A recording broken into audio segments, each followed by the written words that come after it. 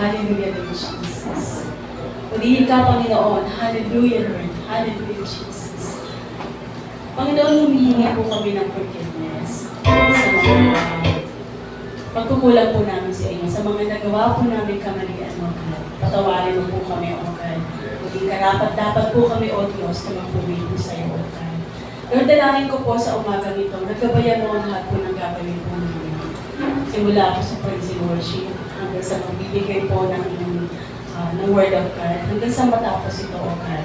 Dalangin ko po ang gabay mo, ang pag-iilang mo po, O Diyos. Ikaw po ang papupurihan po namin, O God. Ikaw po ang pasasalamatan, itataas po namin. Amen. Hallelujah, Lord Jesus. Purihin ka, Panginoon. Lord, ano man po yung mga na-encounter po namin problema ngayon. In Jesus' name, hallelujah. Nililipid po namin lahat ito, O God. In Jesus' name. Yung pagkaantok, kailangan ng pagkaantok, in Jesus' name, out yung walang hindi pang ikinig. In Jesus' name, hallelujah. Hallelujah, Jesus. Ikaw po ang aming Panginoon. Ikaw po ang aming kakapitan ng mga hallelujah, Jesus. Salamat po, Panginoon, sa katagumpayan ng gawain nito. Ikaw po ang kapurihan. Salamat, salamat, salamat, Panginoon, sa pangalan ni Jesus. Amen. Amen.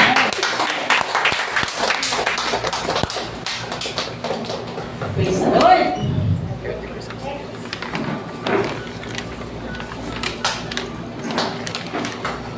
Ang lahat po ba ay handang umawi? Amen! Praise God!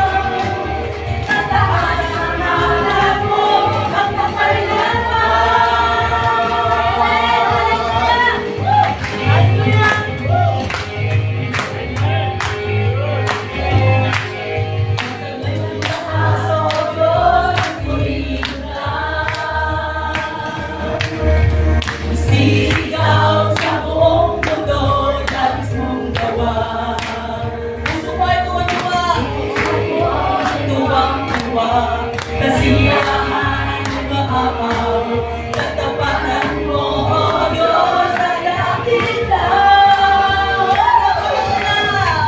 Napakasaya, magbigay papuri. Dahil nga walang nararamdaman. Pumurihin ka sa bawat tugtugan. Pumurihin ka sa bawat galaw. Itataas ang ngalan mo, magpakailanman. Napakasaya magbigay papuri. Napakasaya magbigay papuri. Labis na ganap na nararamdaman. Pumurihin ka sa bawat tugtugan. Pumurihin ka sa bawat galaw. Itataas ang ngalan mo, magpakailanman.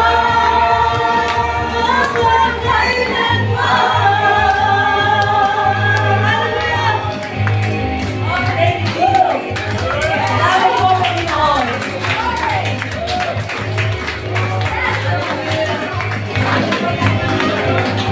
Thank you, Lord.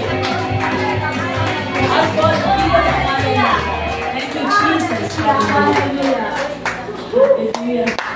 Napakasarap ang Diyos na ikaw po ay purihin. Na ikaw po ay awitan. Thank you, Jesus. Patuloy Lord na sinasabi mo ang aming puso. Hallelujah.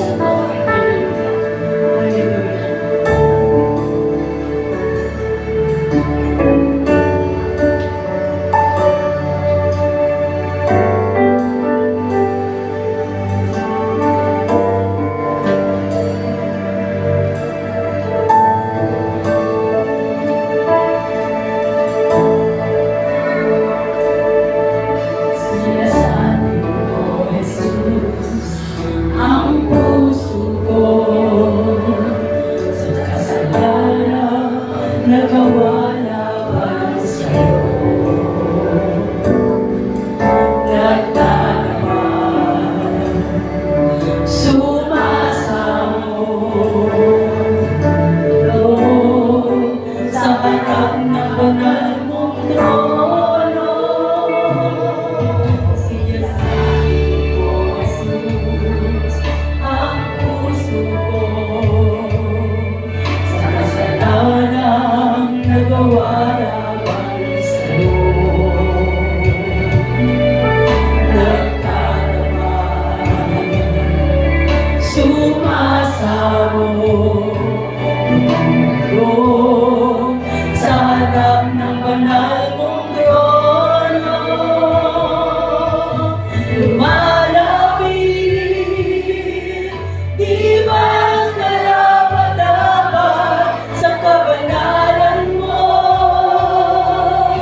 Biyaya at awan, kapatawaran sa'yo ay nakamtan mo, O aking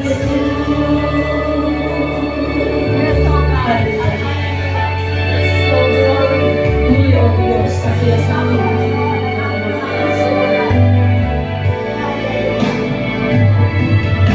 Sinasabi ko, Jesus, ang puso ko sa kasalanang nagawa laban sa'yo. Nagtatapat, sumasamo, sa harap ng banal mong trono. Lumalapit, di ba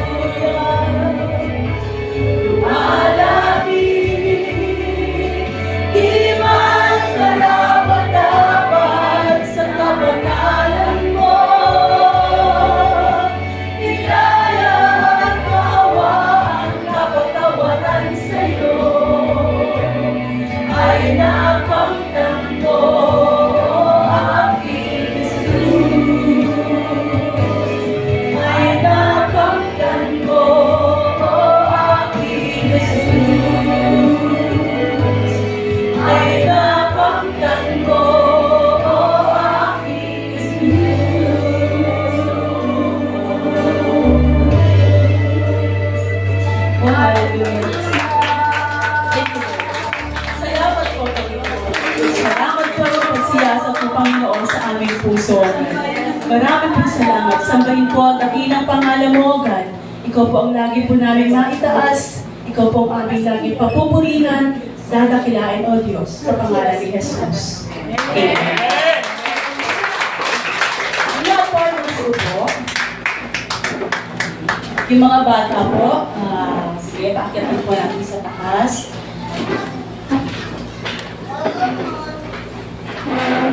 Ayan.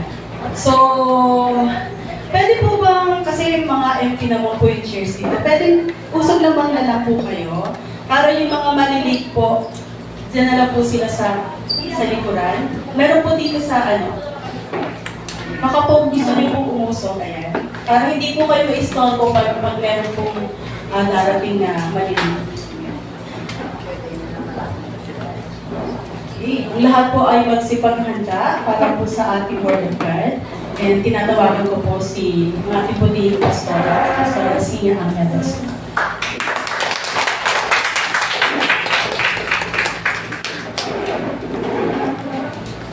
God is good all the time. All the time. God is good. Sabi sa katabi mo, I am blessed. I am blessed. Because you are here. Because you are here. So, blessed po tayo sapagkat naririto kayo. Naririto tayo ang pinadala ng Panginoon sa lugar na ito. Amen. Amen. Amen. Kaya dapat tayong magsaya dahil pinadala tayo ng Panginoon sa lugar na ito. Sabi natin, this is the safest place in the world. Ang church ang magandang lugar para sa atin sa kapanahunan ito. Kaya, handa po natin ang ating puso, ang ating pakikinig ng mabuting balita na ipinadala ng Panginoon sa araw na ito. Handa na po ba tayo na pakainin ng ating kaluluwa? Amen. Tawagin po natin ang lingkod ng Panginoon sa araw na ito, si Brother Peter.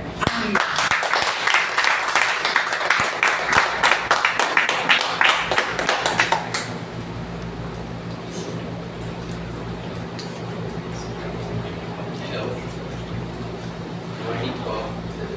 Morning. Morning. Morning. Merry Christmas. Siguro naman aware na tayo ngayon, di ba? Nalalapit na yung Pasko. Siguro yung iba sa atin abala na. Naglilista na kung sino yung bibigyan. Ano yung ibibigay. Di ba? Nag-iisip na tayo kung ano yung pwede natin ibigay para ipadama natin yung appreciation sa mga kakilala natin, sa family natin, sa friends natin, sa mga tangahan pilo natin. Ito yung araw ng Pasko. Diba? Dahil ba busy? Medyo, no? Kasi ang daming bakanting kuwan eh. Ano yung nagkakapisyan nila? Tandaan natin, bilang Kristiyano, priority natin si God. Kahit anong mangyari, dapat si God muna. Kasi alam naman natin siya yung Diyos natin. Siya yung provider natin. Siya yung nagligtas sa atin.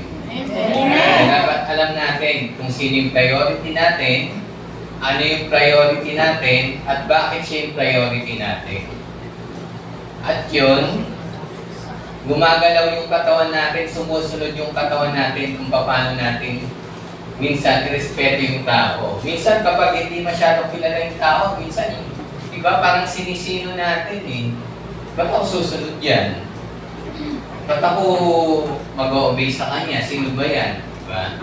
Pero kay God, ano man yung estado mo sa buhay, sabi nga sa Bible, diba? Si God naman yung nagbigay sa yung abilidad ng kakayanan ng kanino para gumanda yung buhay mo, makakuha mo yung pangangailangan mo. Kaya dapat alam natin kung ano yung priority natin. Ngayon Pasko, busy ang tao. Maraming tao sa mall, traffic. Pero dapat, kahit ganun yung sitwasyon, ganun yung panahon, sabi nga, yung sagad para sa Diyos yan. Binigyan ka ng 6 na araw, para gawin mo kung ano yung gusto mo, magtrabaho ka, mamasyal ka, diba? Pero yung isang araw na yun, para kay God naman. Actually, hindi nga whole day eh, diba? Diba? 2 hours lang. Tapos siguro matagal na yung 8 hours siguro kasi may mga ginagawa pa tayo dito. Pero hindi siya whole day. Hindi siya whole day. Pero yung blessing sa iyo ni God, 24/7. Amen. Amen? 24/7 yung blessing sa iyo ni God. Pero yung isang araw, hirap na hirap tayo.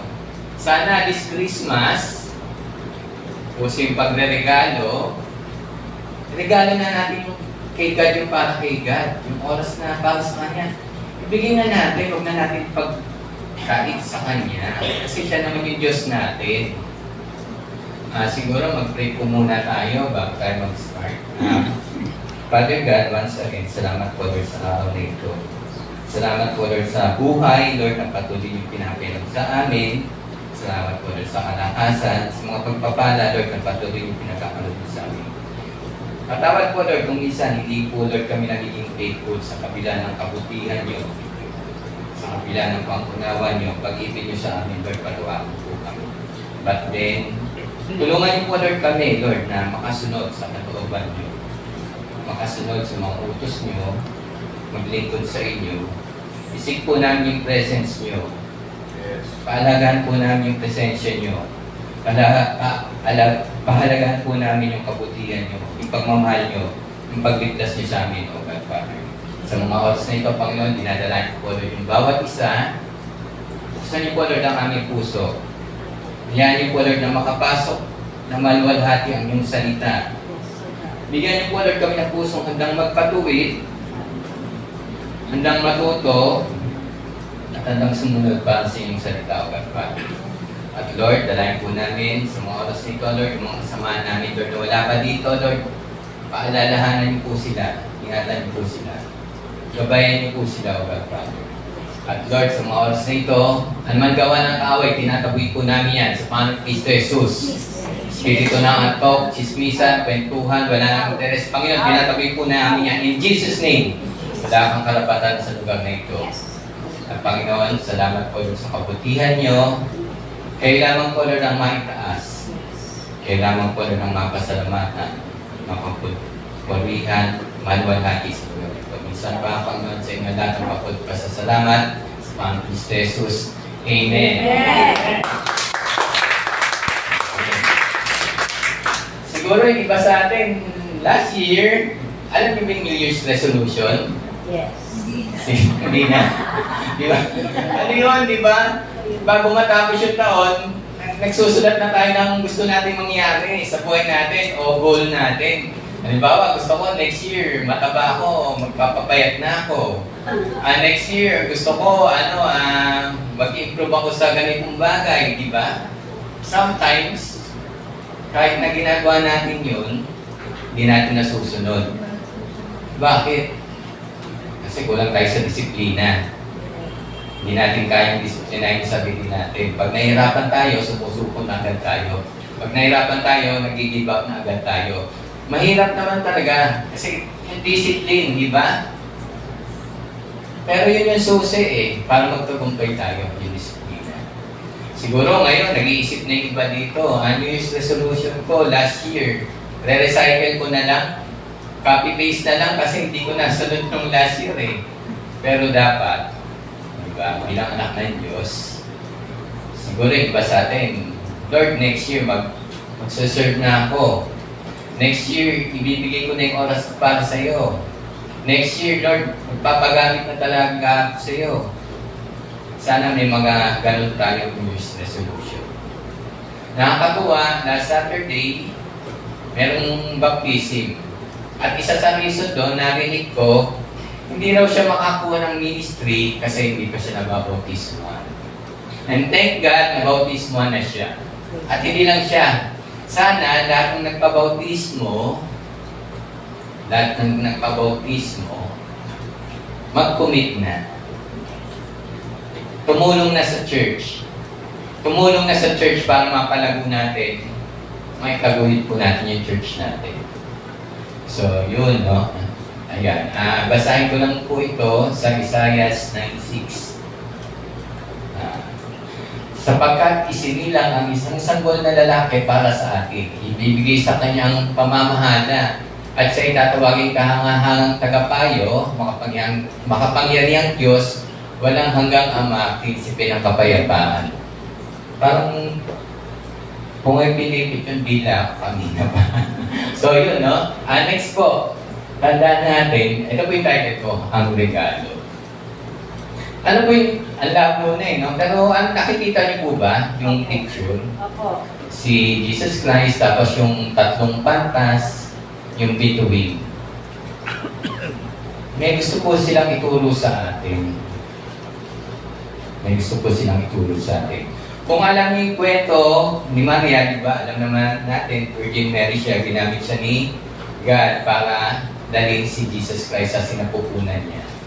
At si Joseph, nabalak sanang humiwalay, ayaw niyang mapahiya si Maria, pero kinatagpo siya sa panaginip ng anghel. Tuloy mo, ang pinagbubuntis niya ay galing sa banal na Espiritu. Tatawagin ko siyang Emmanuel. Tapos nung nalaman yon, nung tatlong pantas, pumunta sila. Pero bago sila dumating kay Jesus, kausap nila si Haring Herodes.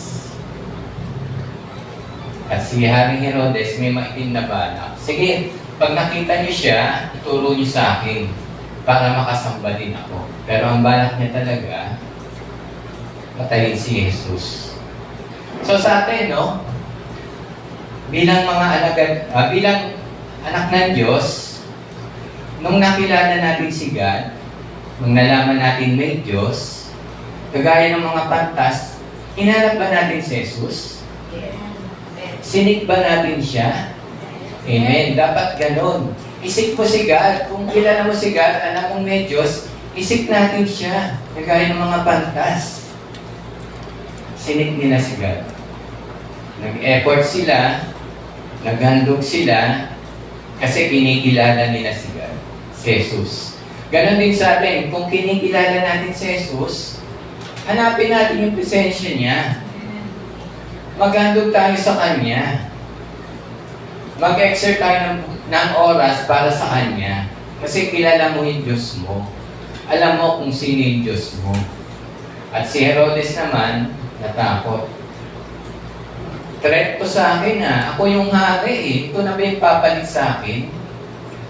Sometimes, yung tao, ayaw tanggapin si Jesus kasi threat, tingin niya sa buhay niya. Pag tinanggap ko si Jesus, hindi na ako yung masusunod sa buhay ko eh. Pag gusto kong gawin to, hindi ko na pwedeng gawin kasi nakapag-commit na ako kay God. Tinanggap ko na siya bilang Panginoon at tagapagligtas.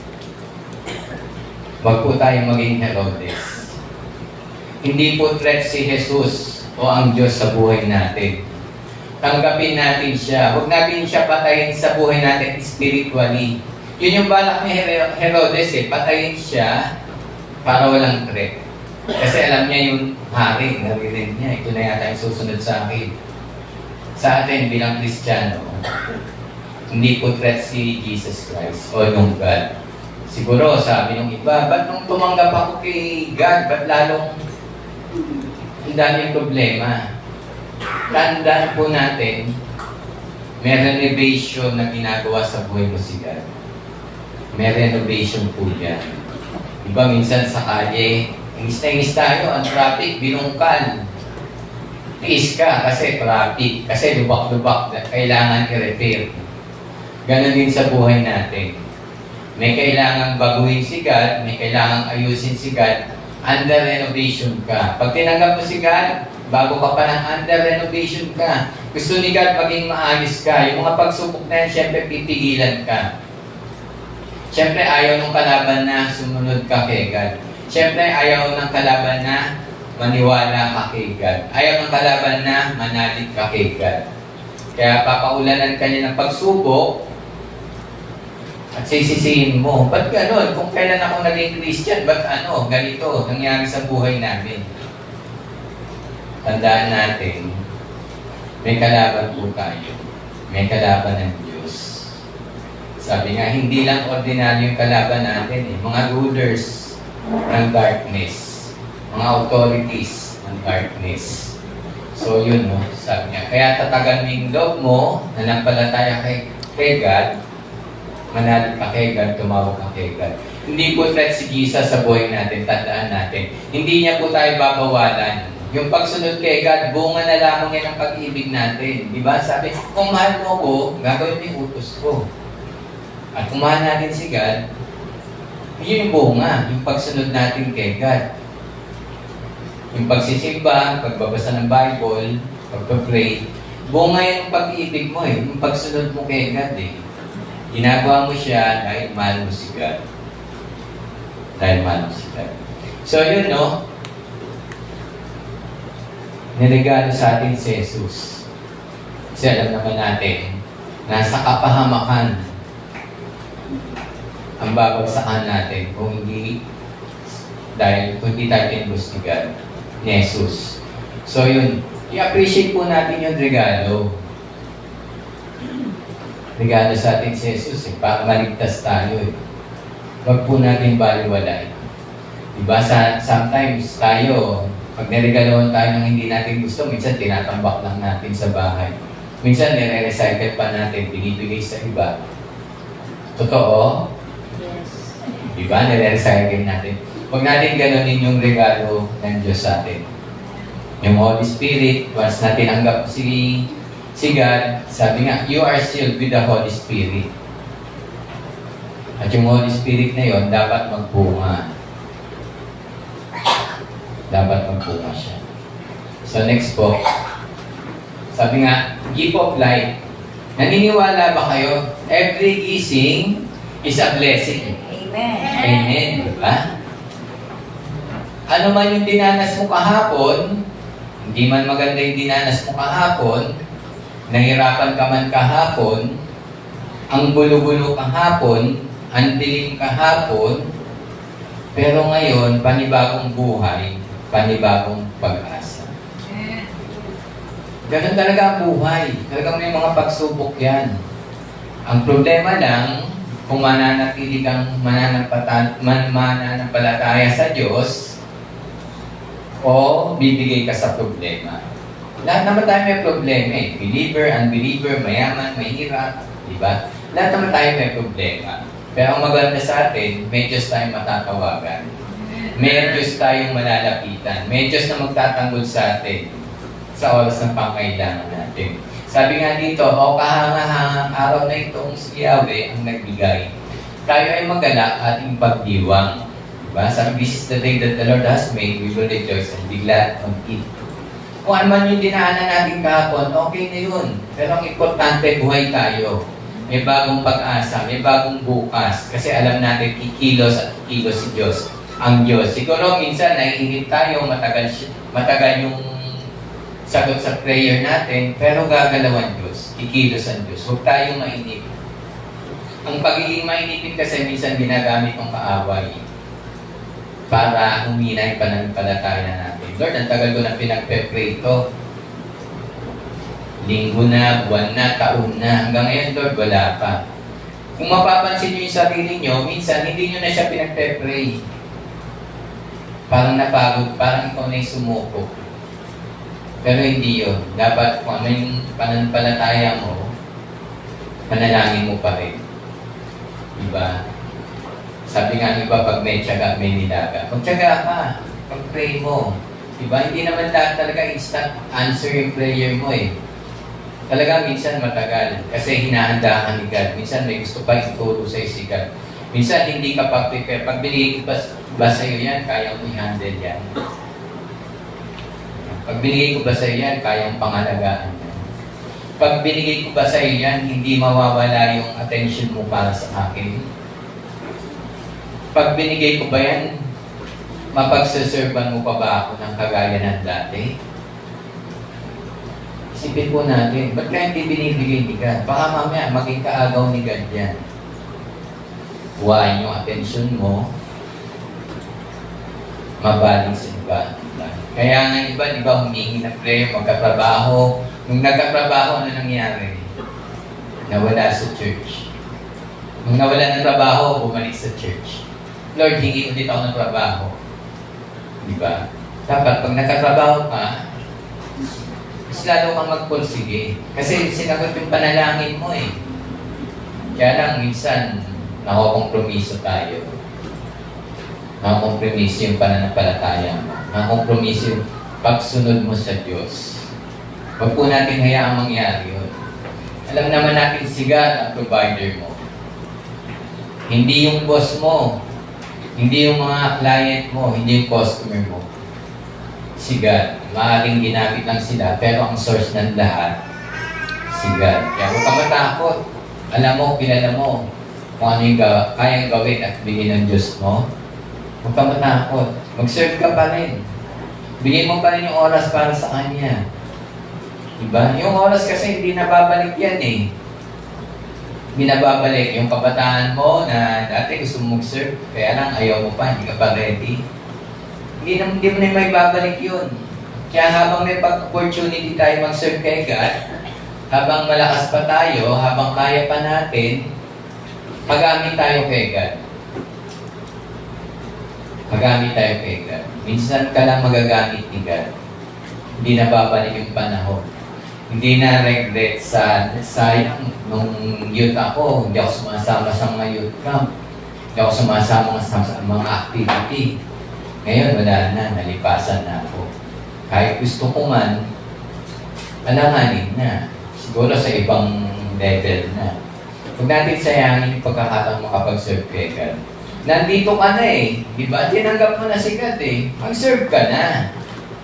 Huwag tayong masanay na walang ginagawa. Diba? Kahit sa bahay naman eh. Diba?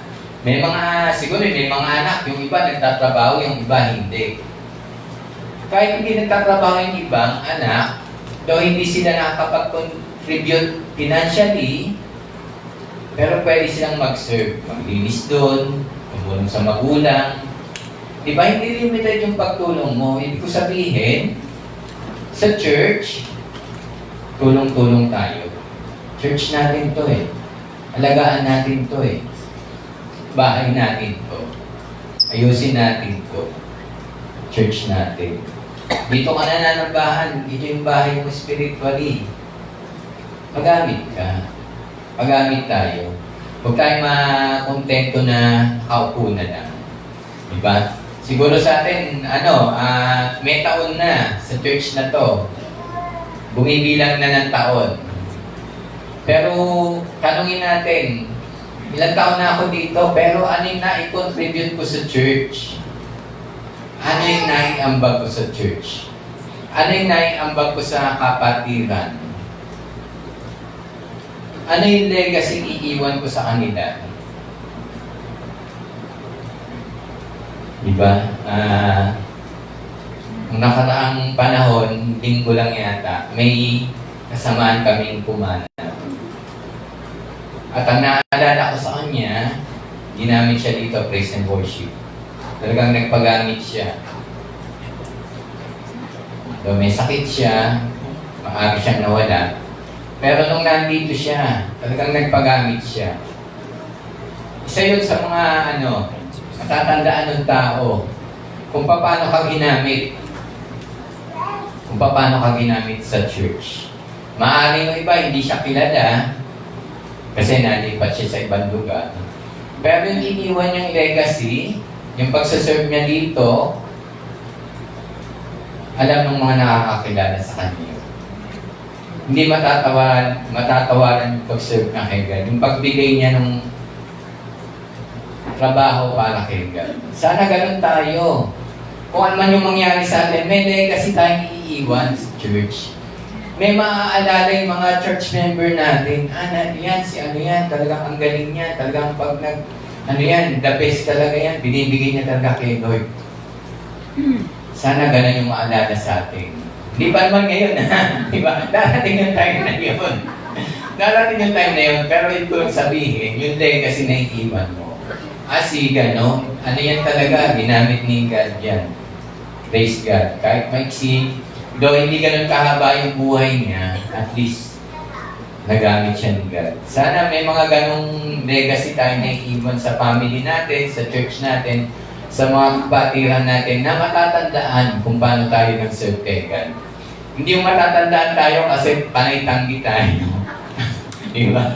Palitan, yan, kahit anong invite ko dyan, puro next time na lang, tsaka na, di pa ako ready. Sana hindi yun yung matandaan ng church natin. Pagdating ng panahon, kilala mo siya, no? Oo, yan yung palaging ganito sinasabi niya. Diba? Sana hindi ganon yung iwan natin legacy sa church natin. At sana maging inspiration tayo. Yung pagsaserve natin, yung paggawa natin kay God, sana maging inspirasyon sa iba. So, yun po, no? Every gising is a gising, life is a blessing. Tandaan natin yan. Pasalamat tayo, may mga pagsubok man, mabigat man yung pagsubok, ano man yung dinaraanan mo, okay lang, at least buhay ka pa. Yes. Sabi nga, di ba, kung what doesn't kill you makes you stronger. Tagalog. Kung ano hindi makakapatay sa'yo, mas papalakasin ka niya. Di ba? Kahit ganun talaga di ba? Yung trials, yung mga trials na yan, di ba? Ano ba yung nakabalot yung trials sa may lesson na bigay yung trials May lesson dyan kung aaralin natin. Hindi yan binigay sa'yo para pahirapan ka. Hindi yan binigay sa'yo para pahirapan ka. So next po. Give of faith. Sa bawat pagsubok, may pagkakataon tayo upang ipakita ang sukat ng ating pananampalataya. May faith ba ang lahat? Amen. Amen. So yun, no? Ang problema sa faith, hindi yan kusa lumalaki. Hindi gagaya ng tao, sa gusto mo, baby ka, lalaki ka. Diba? Yung baby, sa gusto mo, yung baby, lalaki. Pero ang pananampalataya natin, hindi yan kusa lumalaki. Inaalagaan yan. Dinidiligan yan. Pinapaarawan yan. Pinapaulanan yan. Diba yung halaman? Araw, ulan. Diba? Kailangan niya para tumatag siya Ganon din tayo bilang mananampalataya. Kailangan natin ng ulan, kailangan din natin ng araw para lumakas tayo. Yung faith natin, nasa diskarte mo yan kung paano lalago yan Personal mo yan Personal mo yan. Maaaring makakahingi tayo ng advice, ng payo, ng tulong, pero ang paglago ng pananampalataya mo, nasa sayo. Nasa sayo. Kaya kung maliit pa yung faith natin, check natin. Diba? Naaalagaan ko ba to? Nadidiligan ko ba to? Na papakarawan ko ba ito? Diba? Yung baby nga, diba? Kahit baby, binibilad. Bakit? Daw mainit. Kailangan Kailangan. Ganon din tayo. Huwag tayong matakot sa init, sa ulan. Matatatagin tayo niyan. Palalakasin tayo niyan. Yung faith natin, alagaan natin. Sabi nga sa Bible, di ba? Kung meron sa inyong walang pananampalataya, humingi. Kung meron mahina ang faith, humingi. Pero hindi sapat na humingi ka. Tabahuhin mo din yung paglago niyan. Yung paglaki niyan. So, yun, Nagaya ngayon, Christmas na, di ba? Lahat naman tayo, di ba? Gusto maluwal, masagana yung magiging Christmas natin. At syempre, bukod doon, makapag-share din tayo sa iba. So, next po. Give of wisdom and understanding. Sa mga pagkakataon na tayo ay bigo, may gustong ituro sa atin ang Diyos. May plano ang Diyos. Diba? Minsan nga yun, yung prayers natin, hindi sinasagot. Yung gusto natin, hindi tinutugunan Diyos. Lord, ano yung gusto mong ituro sa akin? Ang tagal ko nang magpe-pray. Tagal ko nang hinihiling ko, Lord. Ba't hanggang ngayon wala pa? Prepare ka na ba? Emotionally, physically, spiritually, prepared ka na ba? May mga factor po. Tatandaan nyo, di ba yung sa mga loto, alam niyo ba yun, minsan yung mga nananalo, isang taon pa lang, balik na sa kahirapan.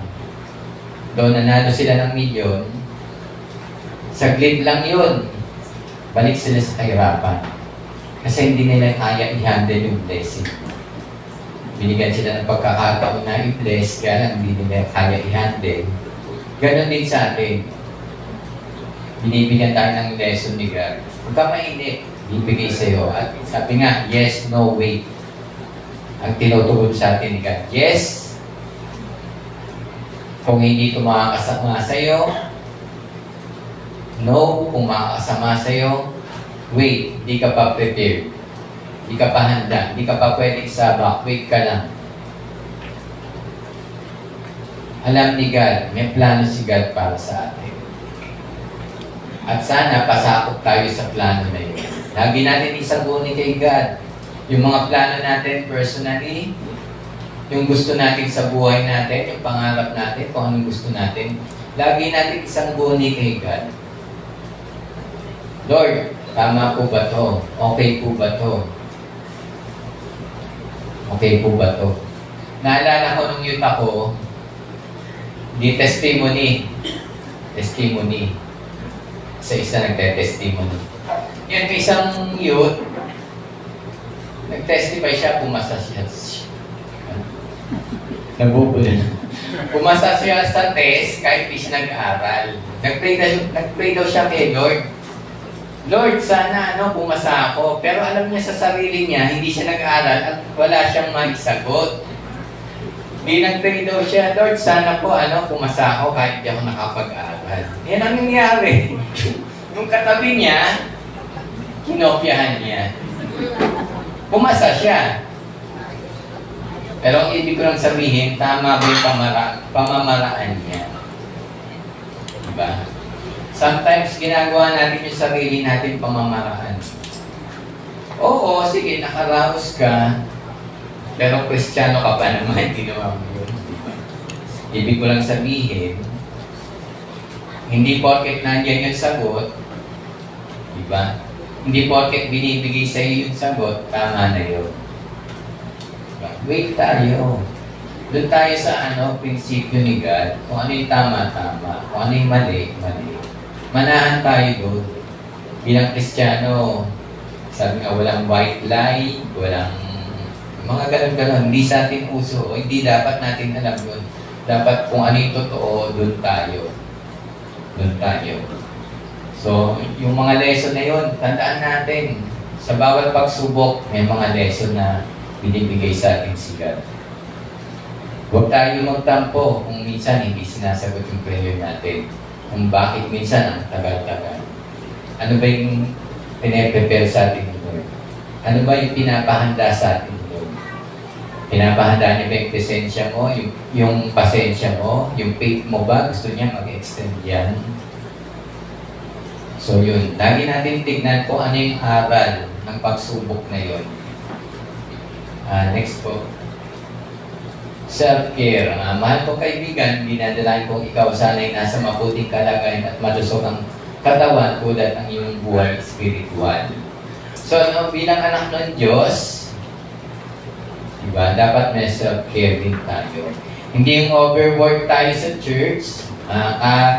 Ayun, sabi, kagabi, may narinig ako, sabi, overwork sa church. Bakit na overwork? Daming ministry. Ba't madaming ministry? Wala kasing makatulong.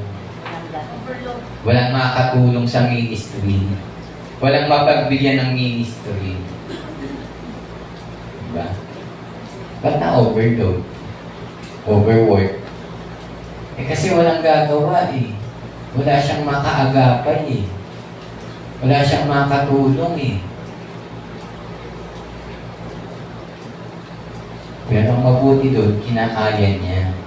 Kasi alam niya yung ginagawa niya para sa Diyos. Kaya tayo, bilang miyembro ng church na to, kung concern tayo sa church natin, concern tayo sa kapatiran natin, concern tayo sa leader natin, pwede tayo tumulong. Pwede po tayo tumulong sa mga leaders natin.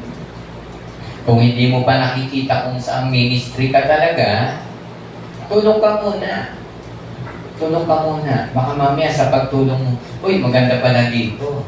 Parang nandito yung heart ko sa ministry na ito. Baka ito na talaga yung kunin kong ministry. Diba? Meron isa tayong kapatid na naging teacher. Hindi ko alam kung teacher na siya, pero nag-a-assist na siya sa taas. Nag-a-assist na siya sa taas. Hindi ko alam kung yun talaga yung ministry na gusto niya. Pinilit ba siya? Pero mukhang nag-enjoy siya. Subukan natin. Diba? Mag-ministry tayo, baka mamaya doon ka mag-enjoy sa pagsaserve kay God. Di ba parang boring naman yung magsisimba lang ako, tapos uuwi na ako, tapos di ba kayo naboboringan doon? Simba, uwi lang tayo. Diba? Walang, ang hirap lumago pag simba, uwi lang. Walang mga challenges, hindi ka gaya pag ministry ka. Nagkamali ako dito, next time i-improve ko to, ayusin ko to. Hangganin po natin yung takot. Sa totoo naman, pag bago ka, matatakot ka sa ministry. Diba? Lalo na, kung sasabihin mo, iisip mo, baka ganito sabihin sa akin, ganyan, negative agad. Pero normal po yun, nagkakamali po talaga lahat. Ang importante po doon, sa pagkakamali mo, handa kang magpatuloy, handa kang mag-improve, handa kang magbago para sa kalwalhatian ng Diyos. Yung mga judgmental ba dito? May mga nagpubos ka ba dito? Mali kanina. May ganun ba dito? Wala naman. Correct natin ang may kasamang pag-ibig. Samahan natin ang pag-ibig ng pangunawa. Isipin mo, dati ka rin ganyan, ang bago. Walang perfect agad, walang magaling agad. Sa pag-aaralan yan sa tulong ng Diyos. Kaya tayo, huwag mo nang huwag ka na mag-hold back. Kung gusto mong mag-serve kay God, mag-serve ka. Mag-serve ka. Mag-serve ka. At alam naman natin yung ginagawa natin kay God, hindi nawawala ng saysay niya. Mawawalan lang ng saysay yan kung hindi taos sa puso yung ginagawa mo. Tandaan natin, sa pagsuserve kay God, dapat kasama yung puso. Sa pagsuserve kay God, may mga sacrifices kang dapat bitawan yan. O may mga sacrifices kang dapat gawin yan sa pagsunod mo kay God. Next po. Sapagkat kayo na lamang pag-ibig ng Diyos sa sanlibutan, kaya't binigyan niya ang kanyang kahit sa isang anak upang ang sinong sumampalataya sa kanya ay hindi mapahamak, kundi magkaroon ng buhay na walang hanggan. So yan po yung ultimate goal. Diba? Yan yung ultimate purpose kung bakit pinadala si Jesus Christ para sa atin. Ikaw, ano yung ultimate goal or purpose mo sa church? Ano yung ultimate purpose or goal mo sa church natin? Kaya God, ano yung purpose mo? Ultimate purpose mo? Alam na po ba natin? Ba't ba ako nasa church? Hindi ba? Ano nga pala ginagawa ko dito? Baka ganun pa rin tayo. Nagwawander rin pa rin tayo. Dapat alam mo ano yung purpose mo. Ano yung goal mo sa church. Tandaan po natin, hindi ka mamamaximize ni God o hindi mamamaximize ni God yung gift mo kung hindi mo alam yung purpose mo. Kaya malinaw po, dapat alam mo yung purpose mo. Alam mo yung gift mo para ma-maximize ka ni God. Para magamit mo ng gusto yung gift. Dapat po alam natin yun. Huwag po tayong makontento na na lang. Talagang simba uwi na lang talaga. Huwag po tayong makontento ng gano'n. Kahit sa bahay, di ba? Pag yung anak mo walang tinutulong, di ba? Hindi tumutulong sa gawaing bahay, kahit maliliit na bagay, di ba na? Naiinis ka. Isang pinapagalitan mo, ano ka ba? Hindi ka man lang magwalis o ano. Ganun din sa church natin, kahit maliliit na bagay, tulong tayo, contribute tayo. Tulong po tayo. So yun no, yun. Ano ba yung purpose mo? Ba't ka nandito? Ba't ba binigay si Jesus Christ? Ba't mo nga ba siya tinanggap? Baka mamaya hindi ko alam ba't tinanggap po siya. Dapat malinaw po sa atin. Malinaw po sa atin. Next po. Sumagot sa Jesus, ibigay mo ang Panginoon mo ng buong Diyos ng buong puso, buong kaluluwa mo at buong pag-iisip. Next po. Yun, isuko mo ang buhay mo sa Diyos. Suko mo na. Diba? Nandito ka na eh. Tinanggap mo na siya eh. Ano ba yung pumipigil sa'yo para ibigay mo 100% mo? Diba?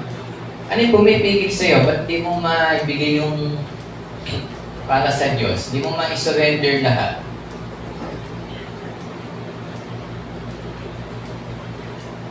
Bigay po natin 100%.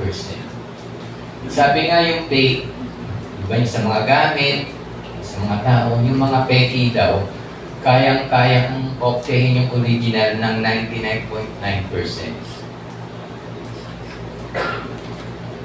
Yung mga peke, na gamit, na bibili, kayang-kaya niyang gayahin yung original ng 99.9%. Ibig ko lang sabihin, may mga fake Christian din. Kaya din natin magkunwari. Kaya din natin gayahin yung ginagawa ng iba. Sana pag nasa church tayo, genuine o uli yung motibo natin. Hindi dahil in-invite ka ng pinagkakautangan mo, may utang na loob ko sa akin, sasama to, sana yung intention natin laging tama. Yung mga nag-fail, bumalik kay God, sana this time, mas matibay na tayo. Sana ngayon, mas nag-improve na tayo. Ganun talaga eh, may time na babagsak tayo, ibigay tayo sa pagsubok. Pero bangon lang tayo. Alam natin nandyan si God. At pagbangon mo, sana mas nag-improve tayo. Mas na-develop, mas nag-grow tayo. Mas lumakas tayo sa buhay natin. Suko mo na. Di ba? Tinanggap mo na si God eh. Bigay mo na lahat. Magpagamit ka na. Magpagamit ka na. Makibuhat ka na, mag-ambag ka na, mag-contribute ka na para sa church. Pag-isipan po natin, siguro hindi physically, hindi ako makakapag-contribute sa church, pero spiritually, prayer warrior ka. May mga prayer warrior po tayo. Behind the scene, gumagawa sila. Hindi natin alam. Lahat tayo na pagpapray, hindi natin alam. Yun. Suko na natin. Next po. Sinabi na sa kanyang mahalaga, sino mang nagtanayang sumunod sa akin ay kailangan kapilang kanyang sarili, pasanin ang kanyang krus at sumunod sa akin. Ang nanghahangat na magligtas ng kanyang buhay ay mawawalan ito, ngunit ang mawala ng kanyang buhay alang-alang sa akin ay magkakamit ito. May sakripisyo po talaga. Next po. May mga sakripisyo po talaga pag tinanggap mo si Jesus. Yung mga worldly pleasure natin, dapat itigigin mo na yan. Dapat ihinto mo na yan. Putulin mo na yan. Yung mga personal na kasiyahan, mga mundong kasiyahan, dapat po itigil na po natin yan. Bilang Kristiyano, tigil na po natin yan. Siguro na-compromise tayo minsan, pero hindi po. Kaya po natin mapagtagumpayan yan. Diba? Si Joseph, kilala niyo po? Diba? Ano ginawa niya sa temptation? Ano ba yung ginawa ni Joseph sa temptation? Ganun po. May temptation, takbuhan mo na. Huwag kang makipagmatigasan, baka bumigay ka pa. Kumbaga, ang ibig ko lang sabihin, may way.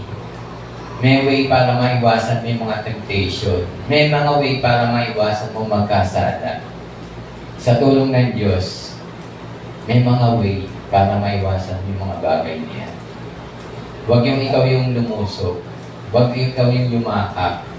Mga kasalanan niya. May iwasan sa tulong ng Diyos, gagawa ng Diyos, ikilos ang Diyos para maprotektahan ka. Makita mo yung temptation, takbuhan mo na, layuan mo na. Kasi lalo na kung mahina ka, kung marupok ka, may marupok ba dito? Diba? Yung mga marupok. Iwas na agad. Alam mo marupok ka bibigay ka Iwasan mo na. Bago pa siya makaporma, layo ka na. Para sa ikabubuti mo. Diba? Hindi naman, sabi nga, hindi naman lahat ng laban dapat patulan mo. Maging wise ka. Maging wise ka. Kasama mo ang Diyos. Ang dapat atuloy ng pag-ibigay may kalapit na sakripisyo. Yun. Sacrifice talaga Kung dati, ito yung nagpapasaya sa'yo, ngayon tinanggap mo si Jesus. Iba na. Iba na dapat yung sinisik mo. Sinisik mo na sana yung kalwalhatian ng Diyos. Malulugod ba si God pag ito yung ginawa?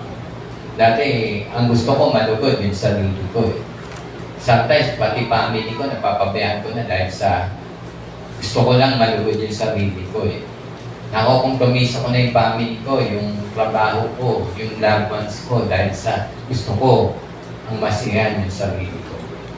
Hindi na po dapat gano'n. Dapat na po, isip ko natin na si God, yung priority natin.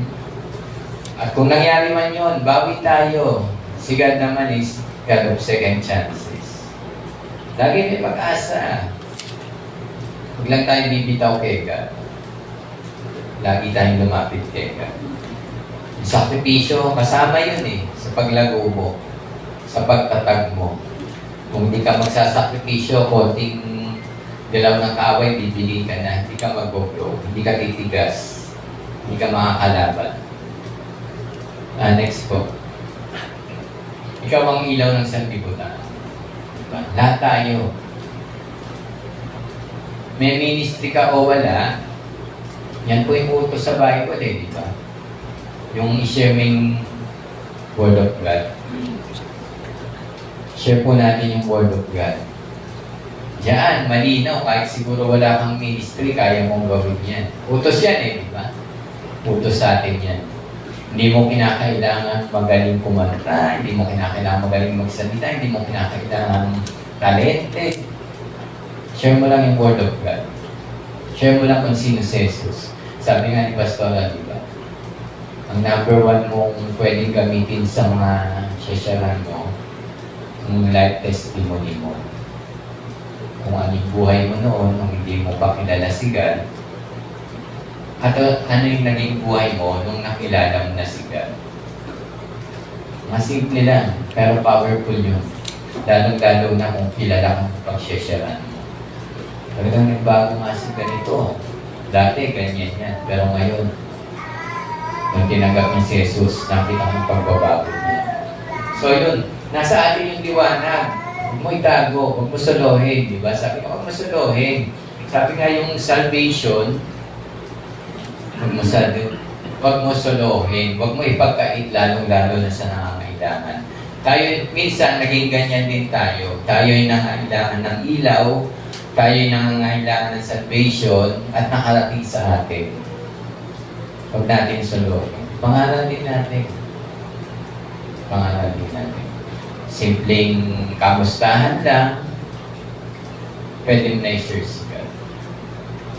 So yun po, no? Ang araw ng pagsamba ay para sa Diyos lamang. Yun, tandaan natin kanina, di ba? 6 days sa'yo, isang araw sa Diyos. At pag nasa Diyos ka na, dapat attentive ka. Dapat, kumbaga sa parang gutom ka. Kasi isang beses ka magsisimba sa isang linggo, di ba?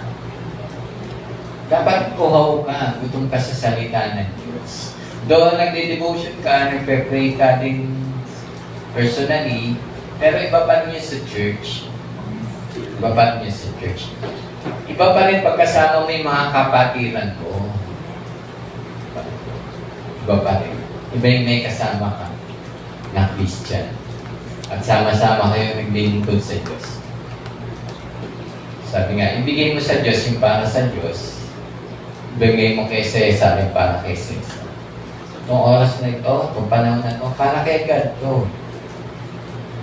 Sana huwag na natin kupitin yung oras na yun. Diba? Kaya ka nagsimba, diba, para sa Diyos. E ba't pagdating mo dito, iba yung iisip mo. Iba yung gusto mong gawin. Iba yung laman ng puso mo. Sabi nga sa Bible, kinukupitan ba natin ang Diyos? Diba yung sa pagbibigay? Kinukupitan ba natin ang Diyos? Ninanakawan ba natin ang Diyos? Hindi natin alam. Baka hindi tayo aware.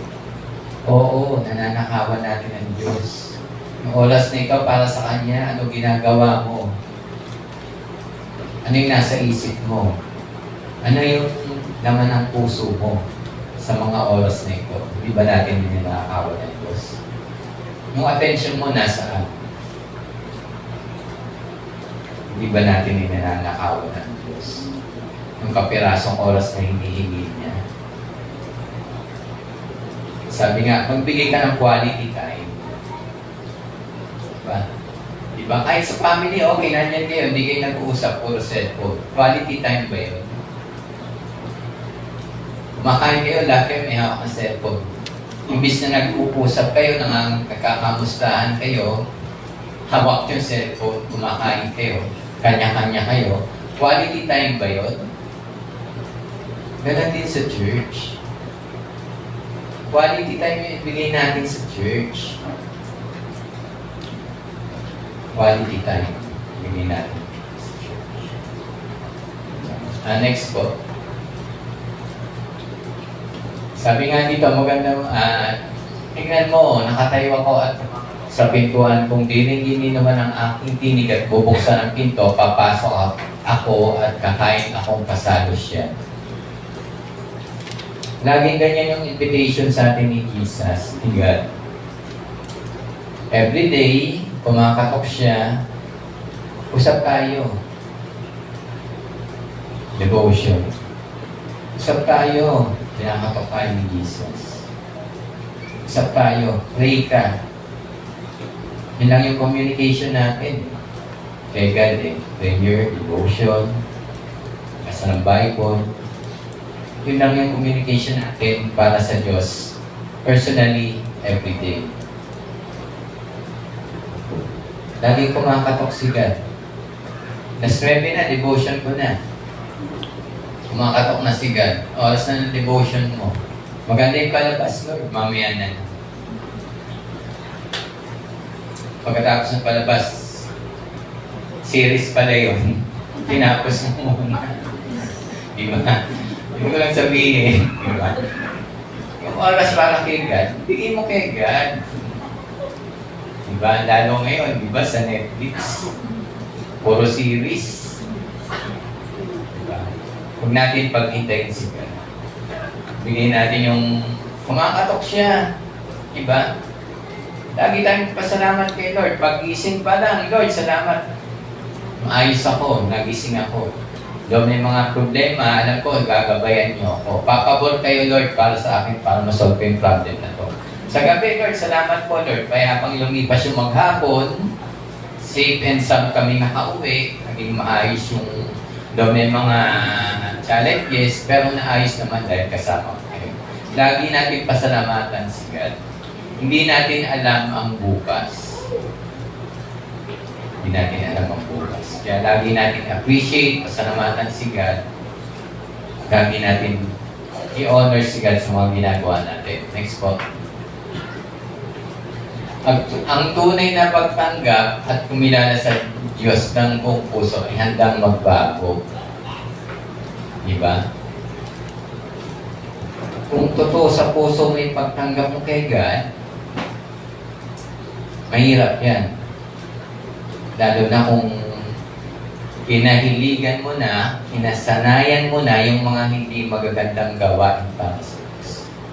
Pero kung buong puso kang magbabago, makakaya mo. Kaya yan, mga challenges na yan. For example po, si Paul. Kilala niyo po si Paul? Diba? Si Paul po, siguro siya po yung magandang example dyan na saliwa yung pagkakaalam niya tungkol sa Diyos. Pero nung na-encounter niya si God, nagbago po siya.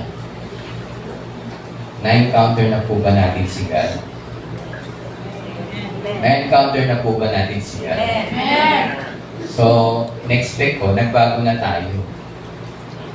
Kasi si Paul, kung hindi niya na-encounter si God, hindi siya magbabago eh. Kung hindi kumilos si God, hindi siya magbabago eh. Sa ating buhay, kung na-encounter na natin si God, dapat bago na tayo. Dapat bago na tayo. Check po natin yung sarili natin. Diba? Nang tinagap ko si God, ano na ba yung mga nagbago sa akin? Anong na ba yung mga hindi magandang bagay na nawala sa akin? Check po natin. Check po natin. Baka mamaya, diba? Kulang pa yung improvement natin. So next po, ang tunay na nagtitiwala sa Diyos ng buong puso ay hindi kayang magbago. Ang tunay na nagtitiwala sa Diyos ng buong puso ay hindi kayang magbago. Agree po ba kayo yan? No. Ang ano? Ang tunay na nagtitiwala sa Diyos ng buong puso ay hindi kayang magbago. Ano po? Pag sarili, hindi kaya. Pero dahil sa Kanya, kaya. Kung nagtitiwala tayo sa Diyos ng buong puso, hindi dapat tayo magbago. Ang gulo po ba? Naguguluhan kayo? Example ko lang po si Joseph the Dreamer. Diba? Si Joseph the Dreamer, kung ano-ano po yung dinanas niya pagsubok. Pero hindi siya nagbago. Diba? Ang tunay na nagtitiwala sa Diyos ng buong puso ay hindi kayang magbago. Hindi ka babaguhin ang sitwasyon mo. Hindi ka babaguhin ang sitwasyon mo. Ano man yung sitwasyon mo kung nagtitiwala ka kay God, ano man yung dumating na problema sa iyo, hindi ka magbabago. Kasi yung buong puso mo na kay God na eh. Diba? Kaya kahit ano sitwasyon, wala na yan sa akin. Diba? Durog na ako eh. Ano pa dudurugin mo sa akin? Nasa Diyos na yung puso ko. Wala ka na madudurog dito. Hindi mo na ako mapapahirapan. Kasi ang puso ko nasa Diyos na. Si God lang makapagbigay sa atin mo. Dapat hindi tayo magbago. Ano may sitwasyon mo? Huwag kang pababago dyan. Babaguhin ka ng sitwasyon eh. Papahirapan ka, magbabago ka. Nahihirapan ka, susuko ka. Hindi dapat. Kagaya ni Joseph. Naging matyaga siya. Nagtiwala siya sa Diyos. Family niya pa yung tumalikod sa kanya. Sa panahon yan, di ba, nababasa natin, lapitan mo yung family mo, sila pa unang hihila sa ipababa. May mga ganun ako nababasa. Pero hindi. Kung tinanggap mo si God, ano man yung sitwasyon mo, buong puso ka nagtitiwala sa Kanya, dapat walang magbago. Walang magbago. Kung ano man yung pananampalatayang binigay mo sa Kanya, nilaan mo sa Kanya, yung buhay mong sinuko sa Kanya, dapat walang mabago. Hindi mababago ng sitwasyon niya kung totoo at buong puso mong binigay yung buhay mo para kay God. Amen po. So ngayon po, no, kung napapansin nyo sa mga Jollibee, McDo, may mga ano na sila ngayon, ang tawag doon. Yung AI na, di ba? Nakita na ba ng iba yon? Yung pag umorder ka, pipindot-pindot ka. AI na, nabasa ko sa Facebook, sabi ng ibang crew, nagbawas na ng tao sa amin kasi may AI na nga. Pag umorder sila, dun na, pipindot-pindot na lang. Wala na silang pinapasahod, nagbawas na sila ng tao. So, ganun sa atin, no? Sa church din, sana wag tayo dumating sa AI na yung magsaserve kay God. Di ba? Sana wag tayo mantong sa AI na yung magsaserve kay God. Ang hirap kasi kung mag-ano ng... Di ba? Ang hirap kumuha ng mag-okumit pa kay God. Joke lang yun, pero totoo, di ba? Totoo naman. Nauuso yung AI. Yun nga, sabi nga, nagbawas na sila ng tao. Kasi yung kumukuha ng order, yung ano na eh. Sa atin, sana wag tayo mabawasan sa church, madagdagan tayo. At sana wag dumating yung time na AI na yung magsuserve kay God. Diba? Ang hirap nun. AI na talaga ngayon, di ba? Yung pag tumawag ka sa bangko, machine operator, di ba? Hindi na, AI na yun. Hindi na tao. Sana wag tayo humantong doon. Sa pagsuserve kay God, sana tao pa rin. Tayo pa rin. Kasi tayo yung anak ng Diyos. Huwag tayo magano sa AI. Diba? Yung technology may kaagapay na ano yan. Na hindi maganda. Kagaya nun, di ba? Yung mga trabaho ng tao, napapalitan na ng computer, ng AI. Sana sa pagsiserve natin kay God, huwag tayo palitan ng AI. Diba? Huwag tayo maging AI. Yun po, patuloy tayo magtiwala kay God, patuloy tayong sumunod kay God. Yun, next po, meron pa. Ayan, yan tayo eh, di ba? Yan tayo. Pag hindi nasunod yung gusto natin, Lord, di ba yung prayer ko hindi mo pa binibigay? Hiyang-hiya si Jesus, no? Hindi nabigay yung hiling mo, nakapreach mo. Di ba?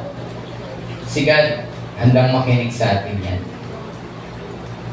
Ano man yung pinagdadaanan mo, ano man yung masaya ka, malungkot ka, problema ka, nandyan lang si God para sa iyo. At sana, lagi natin i-appreciate, acknowledge si God, ano man yung estado mo sa buhay.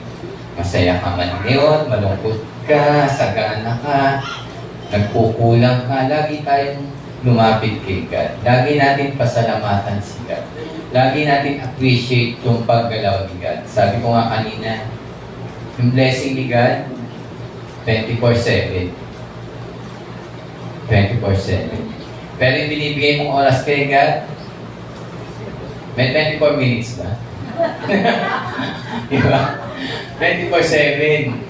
Yung pangangalaga sa atin ni God, yung provision niya sa atin. Pero sana, masuklian natin yun. Kasi alam naman natin yung Diyos natin buhay. Siya yung source lahat ang tinatangkilik natin. At isa pa, baka mamaya, di ba, yung mga panahon ng mga apostol, hindi ko alam kung mayayaman sila. Pero, di ba, karaniwan doon mangingisda. Ang ibig ko lamang iparating sa inyo, hindi porket nagsaserve ka kay God, yayaman ka. Hindi porket nagsaserve ka kay God, gaganda yung buhay mo. Yan mga challenges pa rin.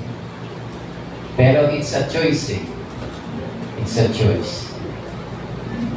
Diba? Hindi po tayo prosperity preaching dito na sinasabi ng iba, pag nag-serve ka kay God, yan yaman tayo. Hindi po ganun. Hindi po ganun. Siguro, yayaman tayo spiritually. Yayaman tayo sa relationship natin kay God. Magagamit tayo ni God. At kung yumaman man tayo financially, blessing na lang ni God yun. Provision na ni God yun. Pero hindi po nangako ang Diyos na pag sumunod tayo sa Kanya, better process. Wala nang pagsubok, wala nang paghirap. Hindi po ganun. It's a choice. It's a choice po. Pero ang kagandahan doon, kahit nahihirapan tayo, medyo tayo nalalapitan. Na hindi tayo itatakwil kahit gano'ng karaming pagkakamali, kahit gano'ng karaming pagkukulang, kahit gaano karaming kahinaan yung nagawa natin, hindi tayo tatakwil ng Diyos natin. Dahil mahal na mahal ka ng Diyos. Amen po. Hindi lamang po, maraming salamat po.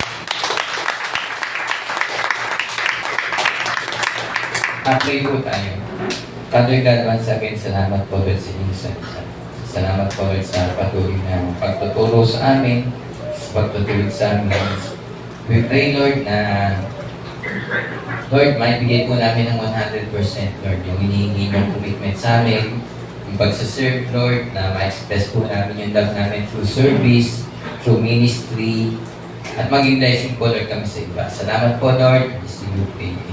Amen.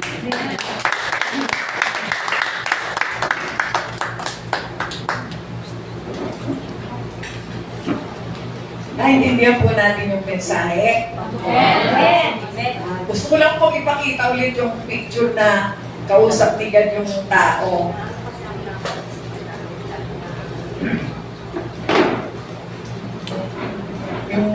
Yung nakaupo yung tao, nakausap si God, kausap ang Panginoon. Yan po. Nakita natin na nag-uusap sila.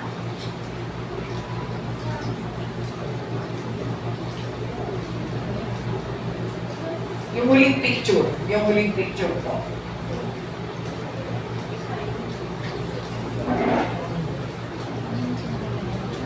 Yung huling picture. Ayan o. Yan. Nag-uusap, nakikipag-usap yung tao, di ba? Maaring sinasabi niya, Lord, tagal ko nang hinihingi ito, ba't hanggang ngayon di pa dumadating? Siguro, sabi ng Panginoon, di pa gusto mo yung kalooban ko ang masunod? Ba't ang gusto mo, aproban ko yung hinihiling mo? Kasi ang hinihingi ng tao, approval doon sa hinihiling niyang blessing. Pero sa prayer natin, give us this day our daily bread. Di po ba? Sundin ang kalooban mo, hindi yung kalooban natin. So, yun po. Pero pangako din naman ng Panginoon sa Jeremiah 29:11, for I know the plans I have for you. Alam ko ang plano ko para sa iyo. Plan to bless you, not to harm you. Meron pong kondisyon niya. Kung tayo ay handa sumunod. Kasi yung faith and obedience, yun ang ine-expect ng Panginoon sa atin. Hinihintay ng Panginoon yung pananampalataya mo at pagsunod mo sa mga alituntunin na ibinibigay niya. Di po ba natatandaan niyo si Jimmy Carter, naging presidente ng Amerika? Di po ba kilala siya bilang presidente? Mas lalo siyang nakilala nung hindi na siya presidente. Bakit? Humawak po siya ng martilyo at ng lagare. Sumama siya sa Building Homes for the Humanity. Doon po siya nakilala na tumulong siya sa paggagawa ng mga bahay para doon sa mga mahihirap na walang bahay. Doon po siya tunay na nakilala. Dahil ang kalooban niya, nakilala niya ang Panginoon. Pero doon sa pagiging presidente niya, nakaupo lang siya bilang Pangulo. Pero mas lalong nakilala siya nung humawak siya ng martilyo at ng lagare at sumama para magtayo ng mga bahay para sa mga kulang palad sa Amerika na mga walang tahanan. Doon po siya tunay na nakilala. Bakit? Nakilala niya ang gusto ng Panginoon na maging niya, trabaho niya. Binigay na example sa atin si Joseph na dumanas ng maraming hirap, pinahirapan siya ng mga kapatid niya, nilagay pa siya sa balon na walang tubig, pero may nagligtas sa kanya. At pagkatapos, dumaan siya sa mga pagsubok, hindi siya pumitaw sa Panginoon. Dahil alam niya ang kalooban ng Panginoon ang masusunod. Hanggang sa dumating siya sa Ehipto at naligtas sa pamagitan ng kaalaman niya, ginawa siyang tagapamahala ng presidente ng Ehipto para gamitin siya bilang daluyan ng pagpapala sa katalinuhan niya na maimpok ang lahat ng mga inaanis, ng mga trigo, sa lahat ng mga bangal, lahat ng mga warehouses pinuno upang pag dumating ang kapanahonan na wala na dahil yun ang hula, Magkakaroon ng tagputo, magkakaroon ng limpak-limpak na maraming mga aanihin at nang dumating ang kapanahunan na wala nang makain ng mga tao, dito lumabas ang katalinuhan ni Joseph. Tayo man, binibigyan ng pagkakataon ng Panginoon dahil nandito pa tayo sa mundo. As a believer, eto meron pa tayong kapanahunan para yung mga mali na hindi natin nabibigyan natin ng pansin ng mga kamalian sa buhay natin, meron pa tayong time para mabago ang kapanahunan na ibinigay ng Panginoon sa mundong ito. Babalik na naman tayo sa John 15:16. For I know the plans I have for you. Alam ko ang plano ko sa buhay mo. It is take it or leave it. No, nasa atin kung susunod tayo o hindi. Plan to bless you, not to harm you. Sa Jeremiah 29:11, sa John 15:16, you have not chosen me, but I have chosen you. Ako ang pumili sa iyo, hindi ikaw ang pumili sa akin. Para ikaw ay mamunga, para maging kagamit-gamit ka sa mundong ito. Tayo yun ang kinakausap ng Panginoon. Hindi yung parang wala lang, naparito ka sa mundong ito para kumain hanggang habang nabubuhay ka. Wala kang gagawin. Kakainin mo lahat ng makakain mo habang nabubuhay ka. Ilang ka ba ng mauubos mo? Gano'ng karaming tubig ang mauubos mo? Gano'ng pagkain ang mauubos mo? Tapos mag-iiwanan mo na lang dito yung basura mo? Hindi gano'n ang plano ng Diyos sa buhay mo. May plano ang Diyos sa buhay natin. Walang huli sa paglilingkod sa Panginoon. Laging bago ang tingin ng Panginoon. They are new every morning ang pagpapala ng Panginoon sa bawat isa sa atin. Kaya sabi nga, walang huli sa paglilingkod. Lahat tayo ini-expect ng Panginoon. Hindi, siguro pwede mo nga tanungin, bakit ako narito? Anong gagawin ko dito sa mundo? Kasi nga may plano ang Diyos sa buhay mo. Hindi yung plano mo ang masunod dahil approval lang hinihingi mo. Para doon sa nag-uusap kanina, approval ng Diyos ang hinihingi niya. Pero sinabi ng Panginoon, I have a plan for you. Ang hinihingi mo, approval ko dyan sa iyong gusto. Hindi yung kalooban ko ang masusunod sa buhay mo, yun ang gusto mo. No. Dahil sa panahon ngayon, sabi natin, marami ng bagay na nangyayari dito sa mundo na nakikita na natin. Artificial intelligence, napakalawak na nang nakita sa mundo ito. Ang dami nang narating, ang dami nang sumunod. Sabi natin, nababawasan na ngayon nagtatabaw sa mga kumpanya. Dahil dyan. Pero ang Diyos, kahit na dumating man ang mga pagsubok na kanya, sabi ng Panginoon, I will protect you because I am your God. Alam ng Panginoon ang nangyayari sa buhay natin because He is in control. Kontrolado niya ang lahat ng bagay. Not to harm you, but to bless you. Yun po ay may kondisyon. Ayon sa pagsunod mo at paniniwala sa sinasabi ng Diyos sa iyo. So, yun po ang insight natin dun sa mensaheng tinanggap natin. Tayo pinagpala na ng Panginoon.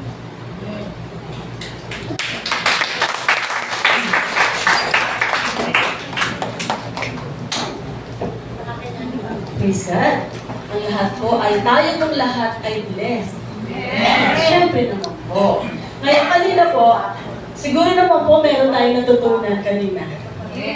Meron po, madami po ba? Ngayon po, tatanong po ako. Tanungin nyo nga po yung katabi nyo. Ano ba yung legacy? Na malalaman o may iwan mo dito sa church o malalaman na tanungin nyo po yan. Ano po ba? Ang pangit naman po siguro kung isasagot wala, nakaupo lang ako. Yun yung matatandaan ng tao sa akin. Diba ayaw niyo po yun?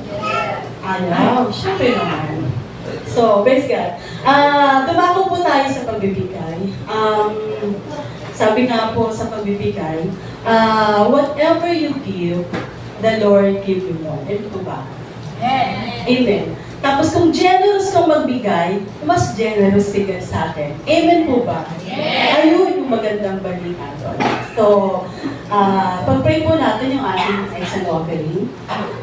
Salamat po, Panginoon, sa tithes and offering na to. Salamat po dahil ang tithes and offering na to, Panginoon, ay magagamit po ito sa pangangailangan dito po sa church, sa ikalalago po nito. And Lord, dalangin po namin na patuloy na pagpalain mo po ang bawat isa sa amin.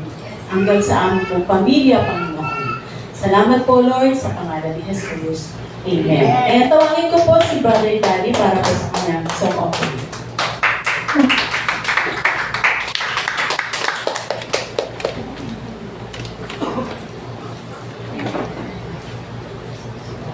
Glory to God. Narito tayo upang pupurihin ang Panginoon. Amen po ba?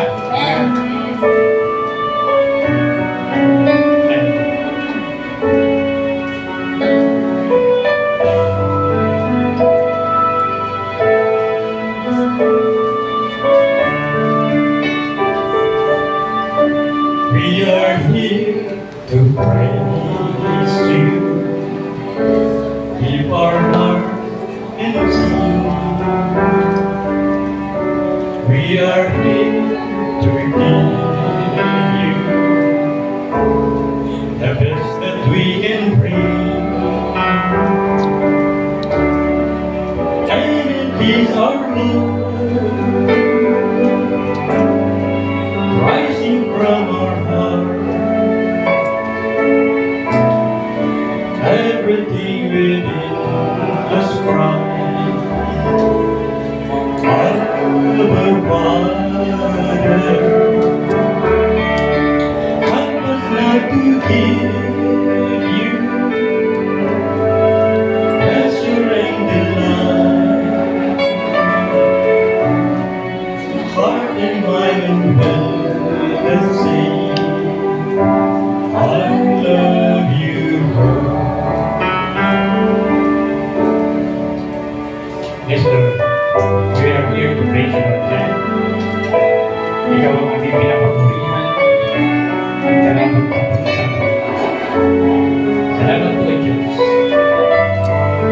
Sa ikabutihan ng bawat isa.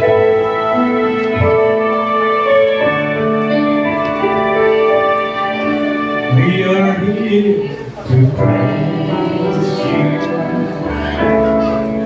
Let our heart is sing. We are here to give you the best that we can bring. And it is our love rising from our heart. Everything within us cries, Abba Father. Help us not to give you pleasure and delight, heart is mine and will that say, I love you, Lord. And it is our love rising from our heart. Everything within us cries, Abba Father. Help us not to give you pleasure and delight, heart and mind and will that say, I love you.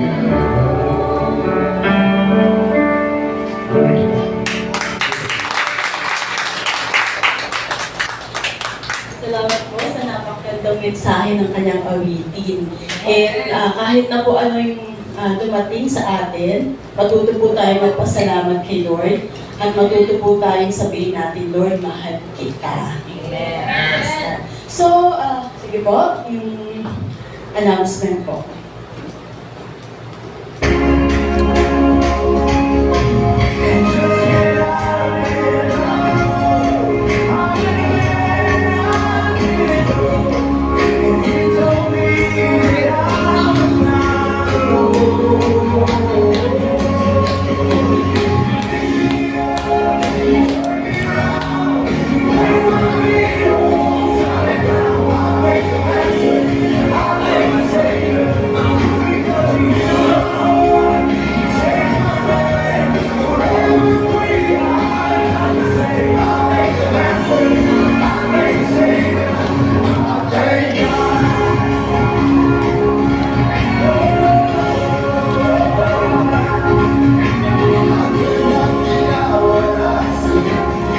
Got no choice but to believe I got some word. Like Ashley's doing. So long to my old friends. Burning and living, and you can just keep it moving. Hey, no, you ain't going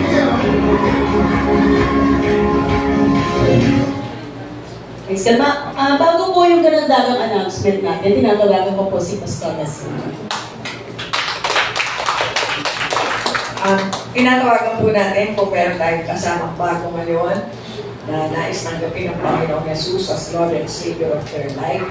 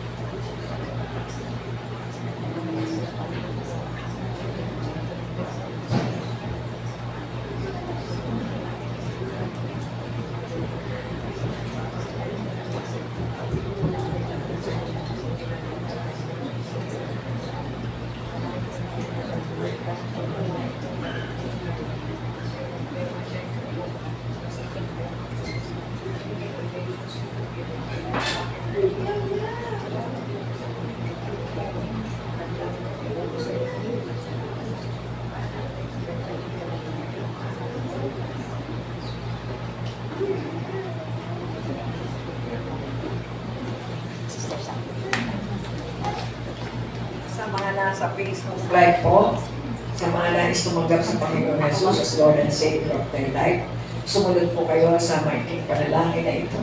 Sabihin po rin ng Panginoong Jesus, salamat po na ako ay tinawag mo, isang makasalanan. Nagkasala ako sa iyo at sa aking kapwa-tao. Pero sa oras na ito, na unawaan ko po ang iyong mga salita, binubuksan ko ang aking puso, inaanyayahan kitang pumasok sapagkat tinatanggap kita bilang aking Panginoon at sariling tagapagligtas. Salamat po sa kamatayan mo sa bundok ng Kalbaryo at ngayon sa kaligtasan na binibigay mo. Salamat po na maging karapat-dapat ako at makapaglingkod rin sa iyo sa pangalan ng Panginoong Jesus. Amen. God bless you.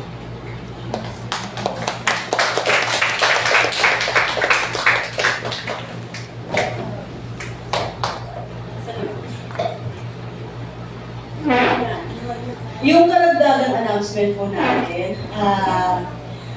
Bible study po with Pastora Sinya, meron po siya dito every Wednesday ng 10 a.m.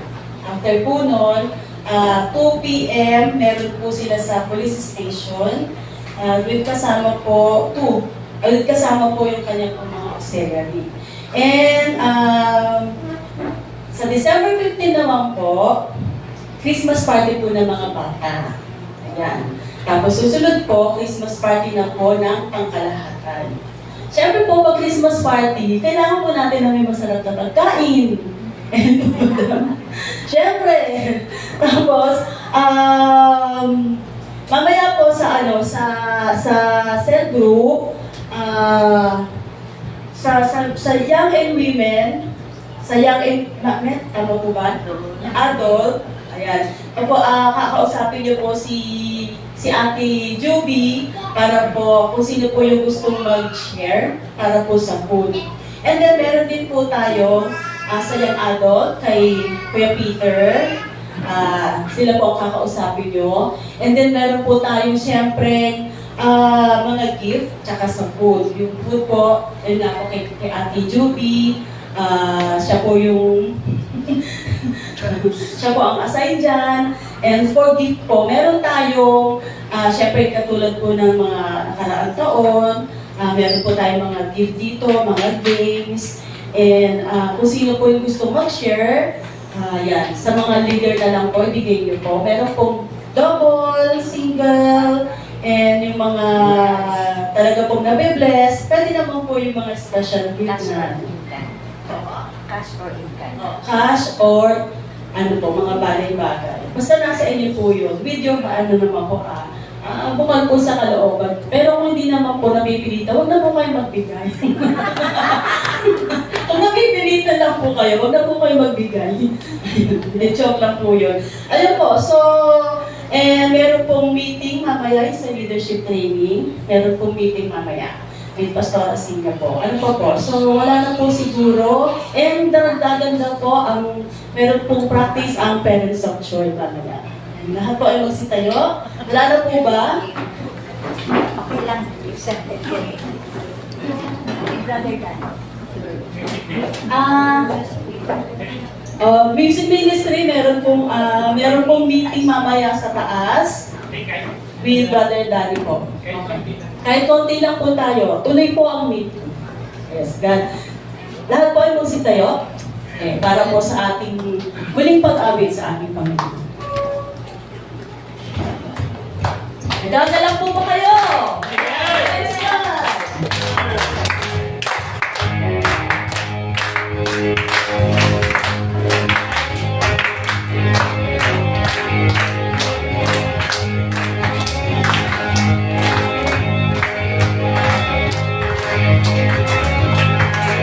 Nagdadala ko, O Diyos, sa'yo aawit.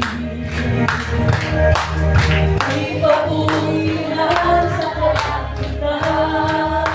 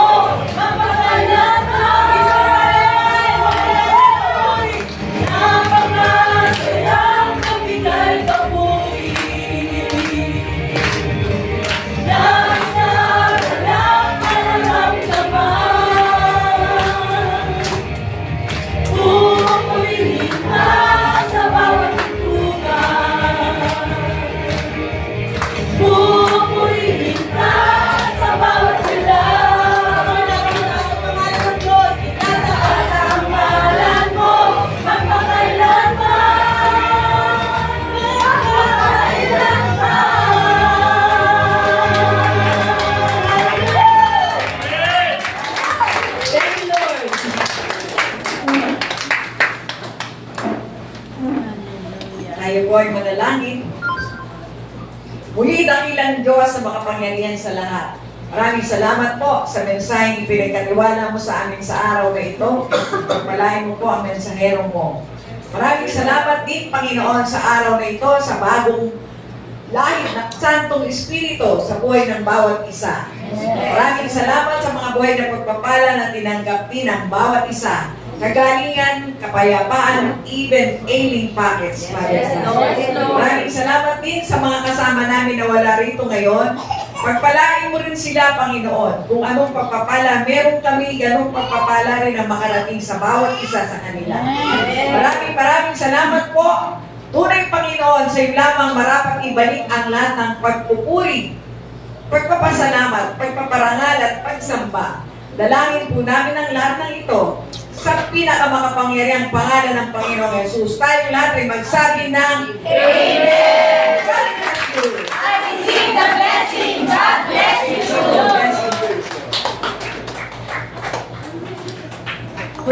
Punta po tayo sa ating pong mga cell groups. Sige po.